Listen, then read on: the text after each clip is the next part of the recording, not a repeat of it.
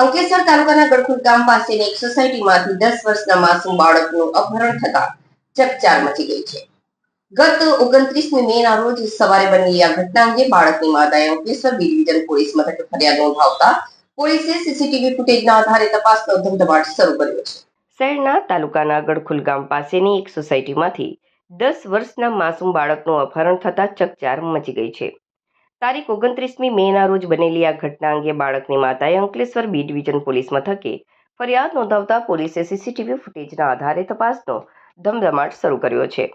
મળતી માહિતી મુજબ અંકલેશ્વરના ગડખુલ ગામ પાસે આવેલી આનંદ વિહાર સોસાયટી ચંડાલ ચોકડી ખાતે રહેતા મનોજ યાદવની 10 વર્ષીય પુત્ર અંકુશકુમાર ગત તારીખ 29મી મેના રોજ સવારે 10 થી 11 વાગ્યા દરમિયાન ઘર નજીક હતો. આ દરમિયાન કોઈ અજાણ્યો ઈસમ બાળકને લલચાવી ફોસલાવીને પોતાની સાથે અપહરણ કરી ગયો હતો. બાળક મોડે સુધી ઘરે પરત ન ફરતા ચિંતાતુર બન્યા હતા. પરિવારજનોએ તેની શોધખોળ આદરી હતી. પરિવાર સ્થાનિક વિસ્તાર સહિત રેલવે સ્ટેશન અને બસ સ્ટેશન જેવા જાહેર સ્થળોએ પણ અંકુશની ભારે શોધખોળ કરી હતી, પરંતુ તેનો કોઈ પત્તો લાગ્યો ન હતો. આખરે માસૂમ બાળકની માતા ગુંજાદેવી મનોજ યાદવ દ્વારા આ અંગે અંકલેશ્વર બી ડિવિઝન પોલીસ મથકે વિધિવત ફરિયાદ નોંધાવવામાં આવી હતી.